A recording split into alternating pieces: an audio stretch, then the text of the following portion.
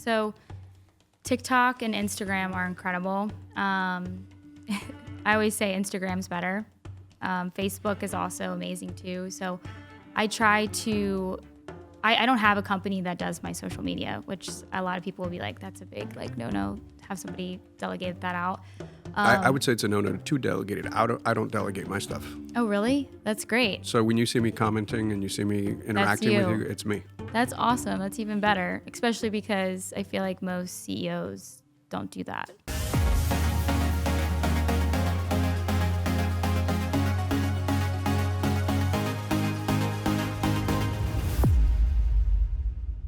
Kacie, super excited to have you here. I've gotten the pleasure to know you since you're physically in the same market as me, and I've attended some of your events, and I get to see some of the real estate you get to sell. But I'm excited to have you here because you're only 2.5 years into the business. Yep. And you've already had kind of a meteoric rise from a transaction and volume standpoint, and even growing your rev share group. So I start off all the podcasts by saying, whether it's LinkedIn, Instagram, social, everyone sees a finished product. Mm-hmm. And I think that's very damaging to society because they don't get to see the come up or the failures too as well. So, but let's jump into it because I know you're not native of this market and you're crushing it. And so I think there's lots of limiting beliefs of I can't do that unless I grew up there and I have this large network. So let's just jump right into it. Tell us how you got into this crazy industry. Yeah. Well, first, thank you for having me. And I appreciate that because a lot of us, we do see the now, the present, the luxury of, the product of our hard work. And I think it's super important to talk about and encourage agents that whether they're new or seasoned and they're just kind of in this lull trying to get back into it, I think it's important to share, and not gatekeep what we're doing on a day-to-day basis and how we've been able to build the foundation that we have now. So I got into it because I was actually in the pest control business, helping my dad run like a very successful business up north in Maryland. And I was always talking with realtors doing up north, they call it WDIs, wood destroying insects. Down here, we call it WDOs. And I just remember being like, gosh, these agents are making so much money. Like here we are giving them these termite reports. It cost us $75 to give. And they're just like, rolling up in Maseratis and stuff. And I'm like, man, I'm in the wrong industry, Dad. I'm sorry, I love you, but this is not scalable. We need to do more. And so I really tossed with the idea of, okay, where do I want to get into real estate? Do I want to do mortgages? Just be an agent? Like what seems the most scalable to me? So I actually started out in mortgages. I was with the top team and learned so much, but felt so bored. And no offense, I was like the only girl in the office. The guys are great, but I was younger, doing TikToks, teaching people about mortgages. People loved it. And then I got to the point where agents were like, Kacie, you're in the wrong industry. You need to be on our side. You need to be a realtor. You need to get out of mortgages. And I'm like, okay, let me try it. So I did. And we started crushing it in like the first 6 months. I closed $8 million and didn't know that wasn't normal. Just kind of thought, again, like you said, I'm seeing everyone's Instagrams and TikToks, and I'm like, man, these people are crushing it. I'm not doing good enough. I need to do more. So fast forward, about 6 months into it, I met Dan Lesniak, Carrie Scholl, and they empowered me too, even as a young leader of like, hey, yes, you're 28 at the time. You need to start your own team and like crush it. And when I learned EXP's model, I was like, this model makes sense. If I'm in this for the long haul, I'm going to create a team, make sure it's scalable, have a crazy nice network that we've built, and retire hopefully when I'm 40. So that's kind of the backstory of, how I got into it and where we're at now. And so you had a very unique first 6 months into the business. How did you go from not being in the business to doing $8 million and then even today where, your first year to your second year, you doubled in production? Yeah, I mean, I honestly, I saw open houses from the mortgage side where I'd be attending open houses and kind of trying to help with pre-approvals and whatnot. And I was like, man, no offense, but these open houses they're a snooze fest. Like, If I'm being creative, I'm really trying to captivate this opportunity, I'm going to door knock, I'm going to send mailers, make calls, invite people to open houses, and do different things when I first started my business, where I was out in the trenches and I wasn't just waiting for something to come to me. So from the beginning and even now, the same systems that I started out with, which was the door knocking, the open houses, the cold calling, I do that and implement that still to this day. And that's how I started my business. And then it just started rolling. Being in open houses every weekend, showing face, door knocking, which people hate that. And some days I hate it too. But at the end of the day, it worked. And that's basically what built my business. So we try to make it fun, and we try to keep it real, authentic, have these, real relationships with clients to know what's their why, what do we need to do to get there, and how we can help. So that way in 2 years, 3 years, they can call us and ask us for help again. But I've tried to keep traditional real estate and also evolve with the new digital ways of real estate to help me build my business, if that makes sense. No, that makes total sense. And what would you say, especially because you're younger for the average age of an agent, as well as newer for the average tenure of an agent? And I mean, I think I visited one of your open houses that was like close to $20 million, right? Yeah. How have you been able to do that, right? I think most, like, even my journey, I started with first-time home buyers, and it took me many years before I got into luxury. Yeah. And I truly believe it's strictly confidence, right? I don't know that it's the competence part is learnable, but I think the what holds agents back from going into a specific segment is self-confidence. So how did you bridge that gap? Because I would even love to know more about your backstory, because I know what it is, but I'd love for you to share it. Yeah. Of what did you experience that gave you that confidence? Yeah, I think coming into this market, number one, Miami, Fort Lauderdale, Broward, Palm Beach, it's intimidating. I mean, you grew up here, right? No, I didn't move here until 6 years ago. Okay, so I grew up in your home market. yeah, you grew up where I was in Maryland, yeah. where you were in Virginia, Virginia. yeah. So, number one, moving here, it was so intimidating. Everybody is done up, and as a woman in real estate, you're like, oh my gosh, I have to keep up, right? And I feel like while everybody is like just like on the grind, successful, for me, the best thing that gave me confidence was being myself and just truly like being transparent. Hey, this is my background. These are the things I look for. With confidence, I always say, I know different sides of real estate with pest inspections, home inspections, mortgages, and I can basically bring those together and then talk about my real estate knowledge and give that confidence of, hey, I know on all parts of this industry. Like I can explain every step of this process to you, and I can teach my agents on my team and in my rev share like the same thing. I can tell them what to look for, tell them to be honest with the client. Don't look for a quick commission check. And we don't have these conversations with clients. And I kind of started into it saying like, hey, I'm not in this for a quick check. I want you to be happy. I want you to love the experience that you have with me. And I want you to forever refer me out to your friends and family. And by doing that, taking that slow approach, making sure that I care about what they want, really just exploded my business. People, the most reviews that I get, almost every review says that I'm authentic, transparent, I lay everything out on the table for them. And I'm not rushing for them. So I feel like that has given me the confidence of I'm okay and I've done well and God's blessed my business so much because I'm okay to shoot straight with the clients, say things that most people don't want to say, and I don't want to tell them what they want to hear. And I think agents, we're in such an industry where we get a bad rep where everyone just says things that you want to hear and just to get a quick check. That's not something that I do. And I feel like my team has also taken that same approach, and they're killing it. They're doing the same thing. They're implementing and being honest and upfront. And that's, I think, truly what's given me confidence of I don't have to be something I'm not.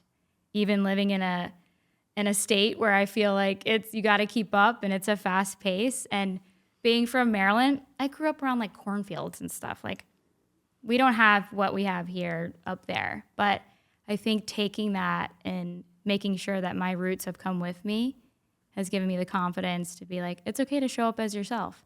Just like you've been here for 6 years. Most of the people here, they didn't grow up here, right? We call them unicorns if they have. We're like, wow, that's rare. And so I think just being true to you and pulling out your greatest strength in the business has really given me the confidence to do what I'm doing now.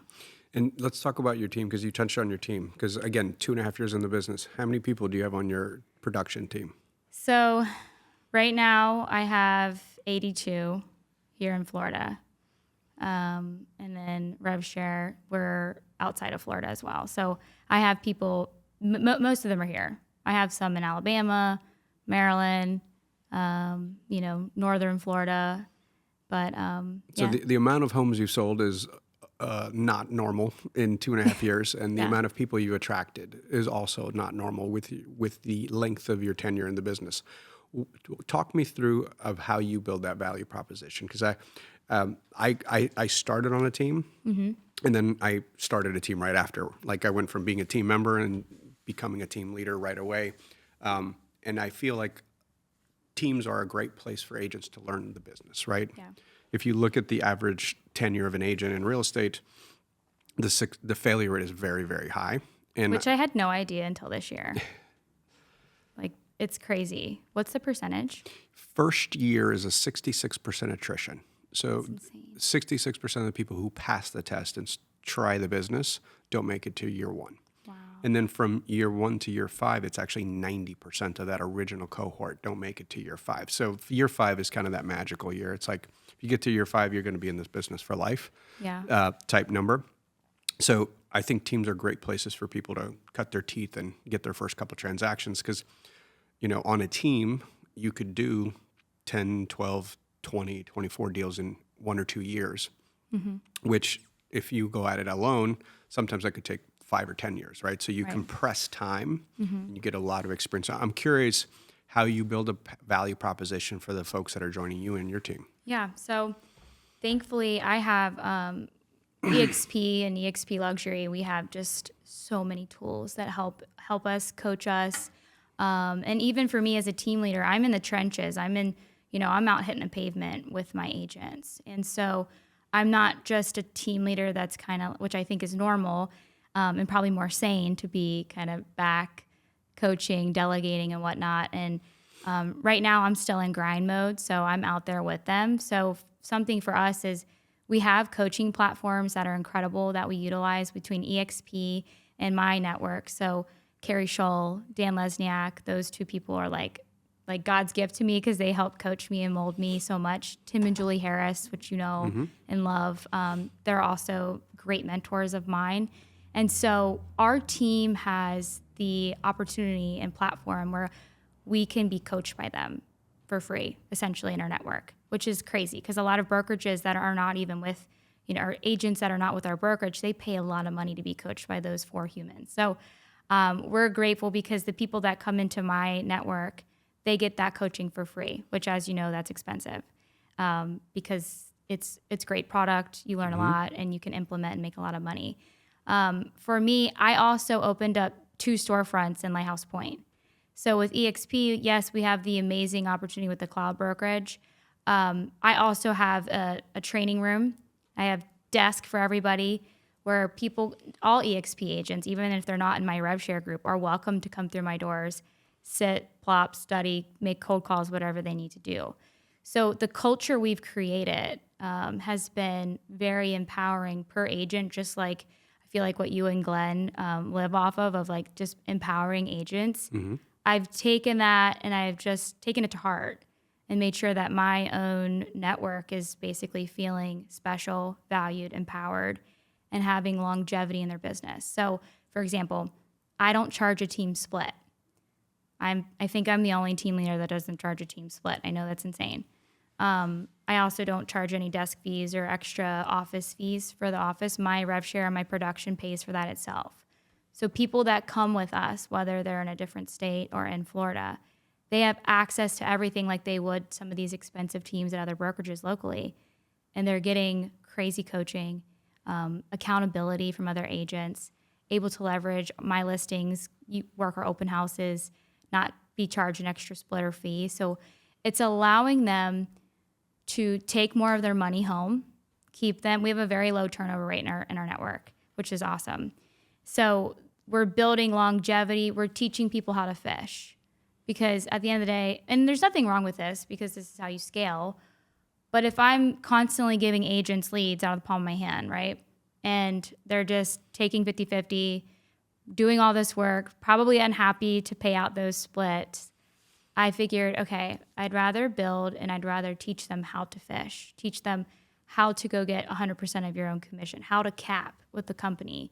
So that way they're happier and they stay longer. And then people see them crushing it, they're attracted to it, and then they come. So like, that's just kind of how we've built and ran our model. Yeah, walk me through how you get someone who's never sold a house to do their first transaction. Sure. So first and foremost, I put them through what I call a boot camp. So they have to be attending our trainings on Mondays. They have to be attending our trainings on Wednesdays. We throw them to the wolves. I say, jump in my car, shadow me, go to open houses with me, do showings with me, learn how I cold call, and implement. So basically, they are doing everything that I'm currently doing, and also, just absorbing and watching me and other top agents in my group. So that way they can start to learn how to pour into their own SOI and to even use some of our leads from open houses. And then once they get that lead, we teach them how to convert from the open houses, what to say, what not to say, how to present your buyer roadmap, or if it's a listing, how to present your listing presentation, which the company's done amazing with Canva and being able to make that even more easier for them to navigate. So we throw them to the wolves. They're doing the things that we've already been doing with open houses. As soon as they get that client, we're hand holding with them. We're basically like, okay, this is what you sign. These are the contracts you're going to look for. This is how you write things up. And then really just empower them to maintain relationship without feeling the stress of worrying about how am I going to write a contract? How am I going to do an EBBA? And we just empower them on the back end that, hey, we got you. We're going to walk you through it step by step. And then just really helping them, sharpen their CRM, following up, asking for screenshots of, hey, what are you saying to this client? Why hasn't this client converted yet? Let me see what you're saying to them. I want to hear what you're just saying on the phone. Just stuff like that to coach them and hear them so we can make sure that they get across that finish line for that first transaction. And again, I think you're taking for granted a lot of things you do well, right? So you mentioned that you started with TikTok as a loan officer, and realtors actually said you should be on this side of the fence. You're pretty active on social. How do you teach that part, right? Because I think for a lot of folks, me included, it's not natural. Yeah. And it makes you feel uncomfortable and vulnerable and all the things that come with it, that little voice inside your head. Yeah. So talk me through how you help agents, because what it sounds like is you use your rev share group very cohesively and you teach them how to get into production. So TikTok and Instagram are incredible. I always say Instagram's better. Facebook is also amazing too. So I try to... I don't have a company that does my social media, which a lot of people will be like, that's a big, no, have somebody delegate that out. I would say it's a no to delegate it. I don't delegate my stuff. Oh, really? That's great. So when you see me commenting and you see me interacting with you, it's me. That's awesome. That's even better, especially because I feel like most CEOs don't do that. So that's also what makes you special, and people love you for that. I'm just too controlling, to be honest. I don't want to give out and lose that authentic approach of like, this is me, this is my voice. I like to do things very in the moment. So all of my TikToks, Instagrams, Facebooks, they're literally in that moment. We're filming, we're creating ideas. We do have a content schedule for your listings, your closings, all that fun stuff. How did you close transactions? Make a story behind that. But the fun stuff to teach agents, it's all just quick, off the fly, creative, and kind of focusing on topics in that moment. But really, the engagement is something that I take seriously and have it in my schedule, where if we're going to post and we're going to do these things, which there's an entire system behind that I only share with my internal network of the things that we do on social to help elevate their business and capture leads. But it's really just, showing up, being authentic, not being too filtered, in this crazy filtered world that we're in, and people love it. You know, just like you said, for you to comment and be you as just Leo, the CEO of EXP, and not nobody else is doing it for you, people are going to love you more for that, and they're going to be able to relate to you more. And they're going to tell they're going to be able to tell if it's not you posting, or if it's too filtered, people they lose touch of reality. And I think people enjoy reality and the realness of topics that we're talking about and things that we're going through, both as agents and humans. You know, I think people enjoy seeing all aspects of our life. And I incorporate my life as a mom, a wife, a team leader, somebody in production, athlete. I have all of it out on the same page where people can relate to it, and then they immediately think of me when they think of real estate. And let's get more tactical, because you touched on preferring one over the other, and I think the answer is all of them, right? Right. And again, I struggle with that too.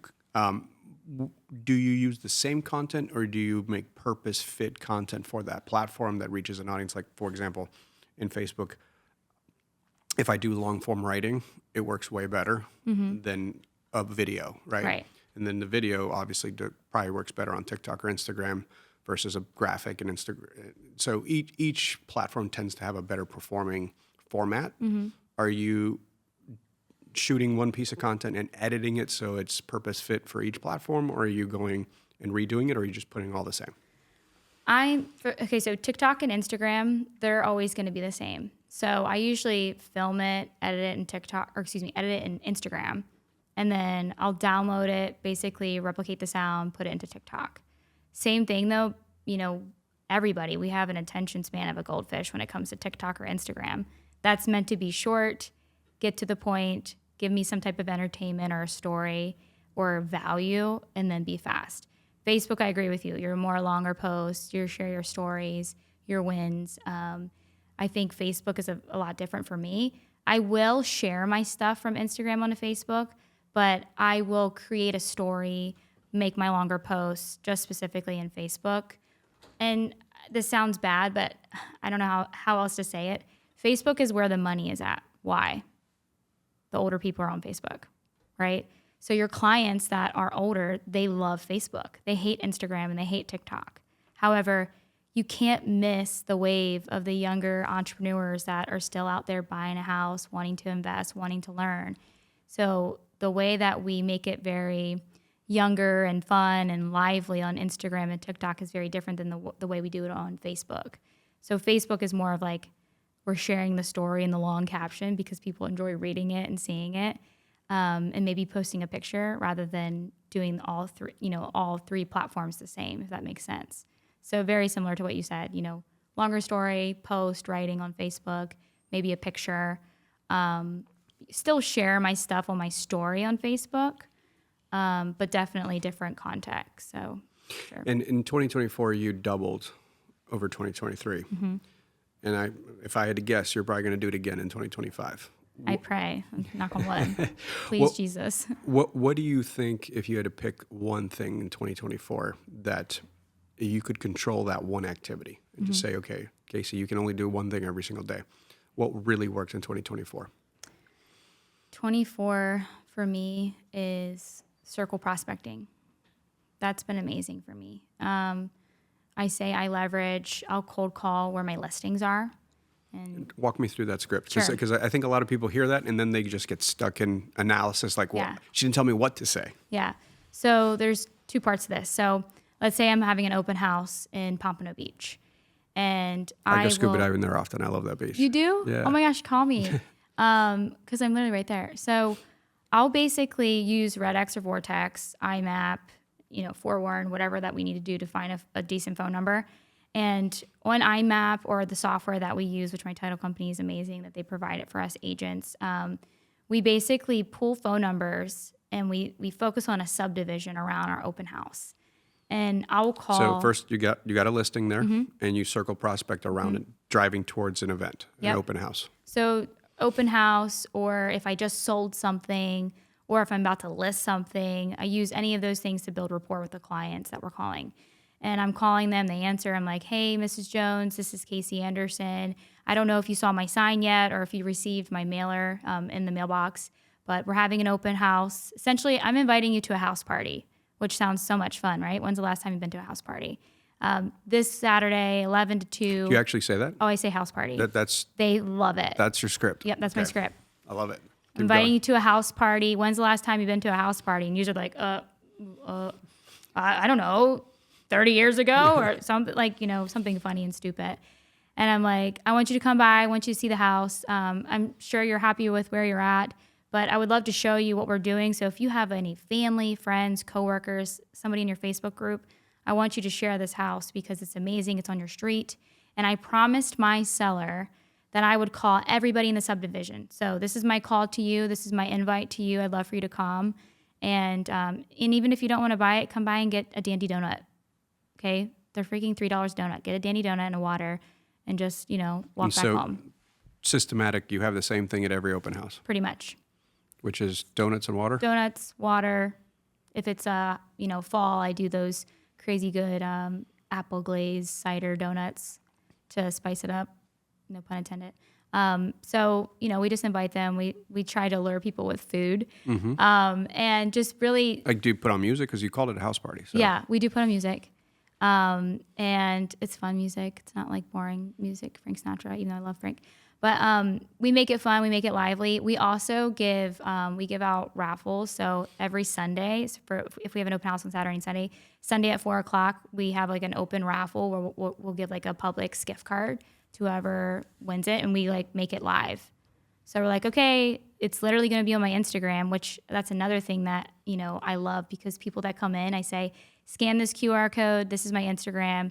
We're going to go live at 4 p.m. on Sunday and pick the winner of the raffle for your Publix or Whole Foods gift card. So they follow you. They follow me. They see my stuff. They see the value, and now they think that That's the Today database. Yep. And it's like, I almost feel like it's kind of like Carrie does the whole mayor of your town, Carrie Scholl. Mm-hmm. And do you follow everybody back? Yes, I follow everybody back, and I engage with them too, because when I'm engaging, my stuff is going to pop up in the algorithm for them. So when they're engaging back and forth with me, they're always going to see my stuff. That's how Instagram, Facebook, TikTok works. But the engagement's mostly on Facebook and Instagram. So people love it and they see it. And then I have clients that will call me and want to list their house, because the biggest line, though, out of all of that is I promised my seller that I personally, I'm not going to hire a company, me, Kacie, I'm going to be calling everybody in the neighborhood to let you know that this house is for sale and we're inviting you to come see it this weekend. That right there has allowed me to double my business, because people were like, I can't believe you called me and took the time to invite the entire neighborhood. Like, for you to tell your seller that you're going to personally make these calls, that's what made it different for me to want you to list my house as well. So that's what we do. No, that's a fantastic takeaway. And at what point do you delegate any of it? Like, how do you systematize that? Because it's working. Yeah. I do delegate. Not everybody implements because people get bored of it. So I try to incentivize our agents. So I say, hey, if you bring somebody in, number one, I hope that you can gain a client from it and you represent the buyer. But let's say they're calling even agents, or they're sharing and posting my stuff, or they're making calls as well. If they're able to bring that person into the open house, I give them 10% of my commission, even if they don't represent them. So let's say that buyer comes in, oh, Felicia called me, but I do have an agent. I'd love to come by. I would incentivize my own agents in my team, where I'd still give them a commission, even if they're not the agent representing that client. So you're sharing your commission with them. Always. Fascinating. All right. What's the last thought? Because you shared a lot of nuggets there for an agent who is serious about their business in 2025. I would say, even when it's hard, and we're in this crazy market that's so annoying, and like we're like this, right? To press the gas, hit the pavement. Like, don't, just because you're not seeing the calls transfer over more and convert more, doesn't mean you should stop. That means you should press the gas even more, because all these other agents are falling off and they're getting discouraged and they're getting distracted. They're picking up other jobs. And that opportunity is opening up even more and more of a margin for you to press on, hit the pavement, make your calls, do your open houses, and show up, put your sign in the ground. And I'd say those agents not to get discouraged, because it's easy to. Because if you really just stay consistent for 30 to 60 days, you're going to start to see that turnover, right? It's going to be amazing. So I would just really encourage, empower agents to not get discouraged. Follow your systems. If you don't have systems, text me or call me, even if you're not in my network, and I'll share with you, hey, this is what I do, and this is how I stay consistent in my Google Calendar of like, this is what we do to get it done, and it works. And if you do that, you're going to make money, and you're going to be happy. So that's what I would say to everybody. Stay encouraged, stay on your systems, get an accountability partner, make the calls, go back and forth, and eventually, they're going to start to convert in the way that you want. Awesome. Well, thank you for driving down and hanging out with me. Yeah. I think you shared some really important nuggets. And again, I wanted to tell your story because you didn't come from real estate. You were in a new market and you've crushed it in just a couple of years. Thank you. Yeah, and I think too, like, one thing that I really want to encourage people with is, and I don't know how you're going to feel about me saying this, but I feel like a lot of people in this area we either have rich spouses, parents that have a lot of money, or we have moms and dads that were already in real estate and we kind of like we're spoon-fed. And if I can do it without having rich parents, rich spouse, anything like that, anybody can do it, right? We've literally built our business from nothing. And I think it's really encouraging and empowering to those like that don't have a network here. I didn't either. We built it. And we just had to show up with nothing and turn it into something great. So I want to encourage everybody, like, you can do it too. If I can do it, you can do it. So awesome. Thank you so much. Yeah, thank you.